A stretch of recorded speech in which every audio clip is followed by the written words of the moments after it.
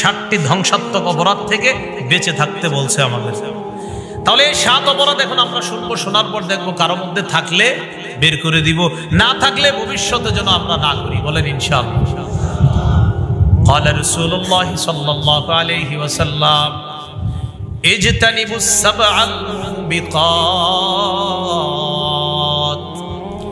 রাসূলুল্লাহ সাল্লাল্লাহু আলাইহি সাল্লাম বলেন 7টি ধ্বংসাত্মক অপরাধ থেকে তোমরা বাঁচো।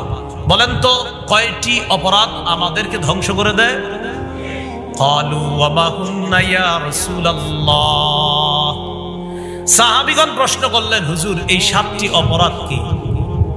নবীজি বললেন, 1 নাম্বার আশিরকু বিল্লাহ, আল্লাহর সাথে শিরক করা। বলেন তো 7 অপরাধ ধ্বংস করে আমাদেরকে, এর মধ্যে ধ্বংসকারী 1 নম্বর অপরাধের নাম কি? শিরক। শিরক করলে সব ধ্বংস। রমজানে 30টা রোজা রাখার পর আপনি আপনার আব্বার কবর জিয়ারত করতে গেছেন, মাশাআল্লাহ ভালো। আব্বার কবর জিয়ারত করার পর এবার আরেক আব্বার কবর জিয়ারত করতে গেছেন, সেটাও খারাপ। জিয়ারত তো ভালো জিনিস, কিন্তু যে আরেক আব্বার কবর জিয়ারত করতে গিয়ে আপনি চারদিকে তাকাইছেন, এইভাবে তাকায় দেখেন আপনারে কেউ দেখে না, না দেখার কারণে ছোট্ট করে চুপে চুপে একটা সিজদা দিছেন। কি করছে? চুপে চুপে একটা। তো সিজদা মানুষ তারে দেখুক আর না দেখুক, কে দেখছে? 30টা রোজা কার জন্য রাখছে? রোজাগুলার সওয়াব দিবে কে? আপনি যে কাম করছেন এই কামের কারণে সব সওয়াব শেষ।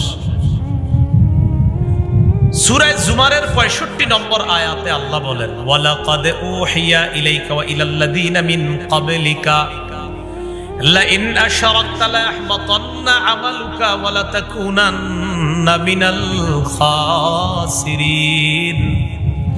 নবী আপনার প্রতি আর আপনার পূর্ববর্তী যারা, তাদের প্রতি এই মর্মে ওহী প্রেরণ করা হয়েছে, যদি আপনি শিরক করেন, নবী যদি আপনি শিরক করেন, অবশ্যই অবশ্যই আপনার আমল সব নষ্ট হয়ে যাবে, সব বরবাদ হয়ে যাবে। নবীরে বলতেন।